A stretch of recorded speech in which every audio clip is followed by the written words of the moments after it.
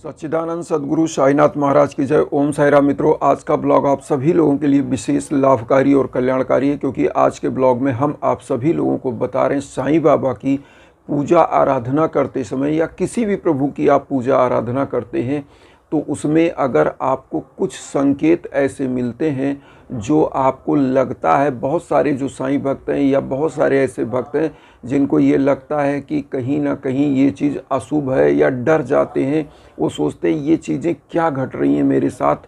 लेकिन आज हम आप सभी लोगों के जो भी भ्रम है उन सभी को दूर करना चाहते हैं और बताना चाहते हैं कि जो भी इस प्रकार की चीज़ें होती है वो आपके लिए किस प्रकार का फल प्रदान करती हैं जीवन में और कैसे उसका शुभ फल आपको प्रदान होता है या अशुभ फल प्रदान होता है, सब कुछ हम आज आपको इस ब्लॉग पर बताने वाले हैं।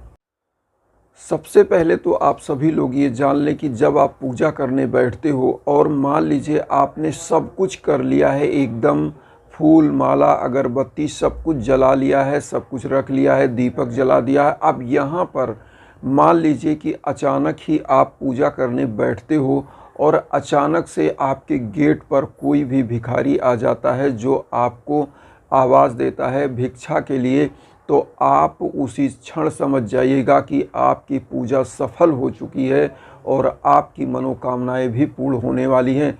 क्योंकि गेट पर भिखारी का आगमन और आपका पूजा का स्टार्टिंग, इसका मतलब ईश्वर आपको संकेत दे रहे हैं कि आपकी मनोकामनाएं पूरी होंगी। और ऐसे भिखारियों को कभी भी गेट से लौटाना नहीं चाहिए, पूजा रोक कर ही उनको आप भिक्षा दीजिए।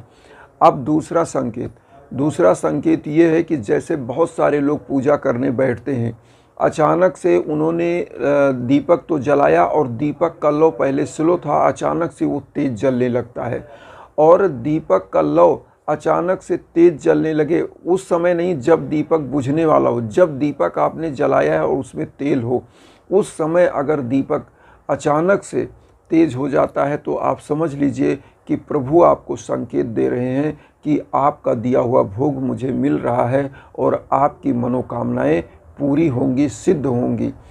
अब यहाँ पर दूसरा आपको मैं बताऊँ, बहुत सारे लोग पूजा करने बैठते हैं तो उनको जैसे फूल उन्होंने चढ़ाया हुआ और फूल अगर अचानक से उनकी तरफ गिरे तो ये समझ लीजिएगा कि प्रभु वहाँ भी संकेत दे रहे हैं कि आपका दिया हुआ जो भी प्रसाद है, जो भोग आप दे रहे हो, जो पूजा आप दे रहे हो, वो हमारे तक पहुँच रहा है। और करना क्या चाहिए, वो जो फूल वहाँ पे गिरा हुआ मिले उसको एक शुभ संकेत मान करके अपने तिजोरी में या अपने घर के पवित्र स्थान पर, पूजा स्थान पर परमानेंट रूप से उसको रख देना चाहिए। और ऐसे घरों में धन धान्य की कभी कमी नहीं होती है।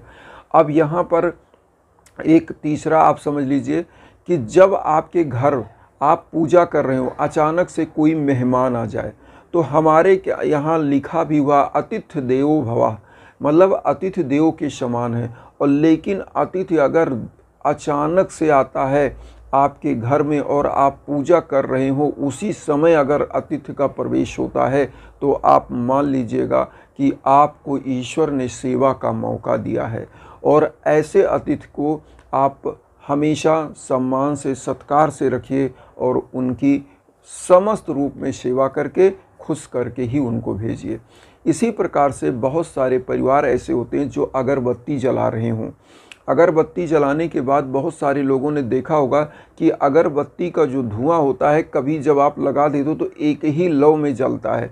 लेकिन अचानक से आप अगर देखें कि अगरबत्ती में कोई आपको शुभ संकेत, जैसे मान लीजिए आपको लग रहा है कि ओम का जो है तरीके से, जैसे ओम बना होता है, ओम की तरह से आकार बन रहा है उसके धुआं का, या आपने अगरबत्ती एक जगह लगाया और धुआं पूरे घर में ऐसा फैल गया कि आपको लग रहा है कि एक ऊर्जा आपको फील हो, आप जब बैठे रहें आपको लगे कि सकारात्मकता आपके अंदर आ रही है, तो आपको समझ लेना चाहिए कि आपकी पूजा सफल हो रही है और ईश्वर आपकी मनोकामनाओं को पूरी करेंगे।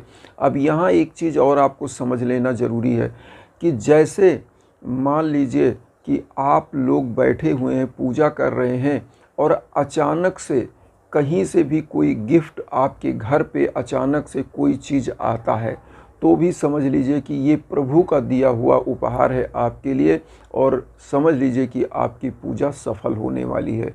इसी प्रकार से बहुत सारे ऐसे भक्त हैं जो शुभ अशुभ फलों को नहीं जानते हैं और वो डर जाते हैं। यहाँ पर पूजा में अशुभ फल क्या होता है, अब आप इसको जान लें।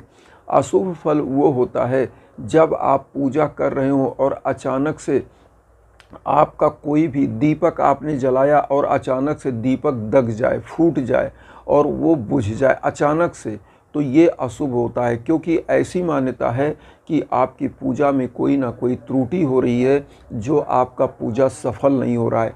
इसीलिए मैं बार बार आप सभी लोगों से कहता हूँ कि पूजा आप ज़्यादा टाइम मत करिए, मान लीजिए 2 ही मिनट करिए, लेकिन आस्था के साथ पूजा करिए। ध्यान एकदम कंसंट्रेट हो, लगे कि आप ईश्वर से बात कर रहे हो, आप अकेले में बैठे हो लेकिन आप ईश्वर से बात कर रहे हो, ईश्वर आपको साक्षात नज़र आ रहे हैं।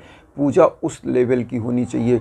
भले आप 2 ही मिनट पूजा करें, लेकिन आपका कंसंट्रेशन लेवल हाई होना चाहिए। आप एकदम शांत चित्त होकर सांसारिक मोह माया से कट करके ईश्वर से आपकी तारतम्यता बने, तो ये पूजा होना चाहिए। अशुभ फल क्या होते हैं, अब दूसरा आप समझिए। जैसे मान लीजिए आप पूजा करने बैठे और आपने अगरबत्ती जलाया और अब घर में मान लीजिए उसी से आग लग जाए, पूजा स्थान पे आग लग जाए, तो ये मान के चलिए ये अशुभ है, क्योंकि ईश्वर आपको फिर संकेत दे रहे हैं कि आपकी पूजा में कुछ कमियां हैं। आप उन चीज़ों को सुधारने की कोशिश करिए। ये उस तरह का अशुभ नहीं है कि आपके घर में कोई गलत होगा, लेकिन अशुभ इस प्रकार का है कि आपकी व्यक्तिगत पूजा में कमी है। और यहाँ पर लोग क्या जोड़ते हैं कि हमारे परिवार पर कोई संकट आ रहा है, ऐसा कुछ नहीं है। ईश्वर बताते हैं, वो खुद आपको संकेत देते हैं, जाने अनजाने में आप उस संकेत को समझ पाते हैं या नहीं समझ पाते हैं। अगर आपके दरवाजे पर अचानक से कोई गाय आ जाए, आप पूजा कर रहे हैं और वो एकदम बांग मारती है, चिल्लाती है, तो आप समझ लीजिए कि ईश्वर आपके ऊपर एकदम से दक्ष है, क्योंकि जानवर ईश्वर का ही प्रतिनिधित्व करते हैं। और उस गाय को तुरंत ही पूजा रोक करके अपने हाथों से कुछ ना कुछ खाने के लिए दीजिए। तो ये चीज़ें समझने की, जाने अनजाने में जो संकेत आपको ईश्वर देते हैं, आपकी प्रकृति देती है, उसको समझने की ज़रूरत है। अब यहाँ पर आपको मैं बता दूँ, हमारे आदि अनादिकाल से हड़प्पा, आप सैंधो सभ्यता, पुराने समय से जो पूजा की पद्धति चली आ रही है, आज से नहीं चली आ रही है, पुराने समय से, कब से चली आ रही है, जब हम आप धरा पर नहीं थे, हमारे यहाँ प्रकृति की पूजा होती थी। और वही प्रकृति आज हम वहाँ भी एक ऐसे देवता की पूजा होती थी, उर्वरता की जो देवी थी उनकी पूजा होती थी, पेड़ों वृक्षों की पूजा होती थी। आज भी हम उन्हीं चीज़ों को, अपनी जड़ों को पकड़े हुए हैं। हम पीपल वृक्ष की पूजा करते हैं, वट वृक्ष की पूजा करते हैं। क्यों? क्योंकि ये प्रकृति में ईश्वर का ही रूप है, जो हमको ऑक्सीजन देते हैं, अन्न देते हैं, वायु देते हैं। जल प्रकृति के रूप में जो एक उसका साइकिल बना हुआ है बरसात का, वो पौधों के द्वारा है। तो ईश्वर क्या है? ईश्वर इन्हीं चीज़ों का प्रतिनिधित्व रूप में कहते हैं। इसीलिए हमारे यहाँ का जो दर्शन है कि कण कण में ईश्वर व्याप्त है। ईश्वर क्या है? सत्य चित धन आनंद, सच्चिदानंद स्वरूप ही ईश्वर है, जो हमको आनंद दे। सत्य मतलब सत्य, चित मतलब आपका मन। जब आपका मन सत्य की तरफ का अनुसरण करता है और आपको तब आनंद की अनुभूति होने लगती है, वही आपका ईश्वर है, वही परमात्मा है। और जो करने से आप किसी गरीब को एक निवाला देते हो, किसी जानवर को देते हो, तो आपको एक आत्म संतोष मिलता है, और वही ईश्वर है। जब आपका मन कोई चीज़ करने पर आह्लादित हो, प्रसन्न हो, खुश हो, तो समझ लीजिए कि ईश्वर यही है। जो करने से मन दुखी हो, कष्ट में हो, वो समझ लीजिए कि उसमें ईश्वर का वास नहीं है। इसलिए हमेशा सकारात्मक सोचिए, सही सोचिए, सही दिशा में चलिए। पॉजिटिव निगेटिव कुछ नहीं होता, बस आपके मन का भ्रम होता है। और आपको अपने प्रभु पर आस्था बना करके पूजा करनी चाहिए। और प्रभु पर जो आस्था बना लिया, जिसका कंसंट्रेशन लेवल हो गया, मैं बार बार कहता हूँ कि जिस प्रकार से मैग्नीफाइंग ग्लास को आप सूर्य के सामने करते हो, और इतना विशाल सूर्य को वो मैग्नीफाइंग ग्लास छोटे से बिंदु पर केंद्रित कर देता है और वहाँ आग लग जाती है। इसी प्रकार से अगर हम अपने इस दिमाग को कंसंट्रेट कर दें ईश्वर की तरफ, तो ईश्वर हमको ऐसी ऊर्जा प्रदान कर देगा, ऐसी गर्मी प्रदान कर देगा कि हमारी समस्त मनोकामनाएं पूरी होने लगेंगी। कोई ऐसा चीज़ धरा पर है नहीं जो आपकी मनोकामनाएं पूरी होने से रोक सके। तो प्रभु की माया, प्रभु की ऊर्जा वो होती है जिससे हम आप संचालित है, पूरी सृष्टि संचालित है, पूरी प्रकृति प्रभु के द्वारा ही संचालित है। तो हमारे साईं कहते हैं श्रद्धा और सबरी, ये दो चीज़ हमेशा याद रखिए, जीवन में हमेशा सुखी रहेंगे। तो श्रद्धा और सबरी के इसी के साथ वसुधैव कुटुंबकम की भावना में आप लोग मुझे आशीर्वाद देकर चैनल को सब्सक्राइब करिए और उन साईं भक्तों तक वीडियो को ज़रूर शेयर करिए जो किन्हीं कारणों से कष्ट में है, दुख में है। इसी के साथ ओम साई राम।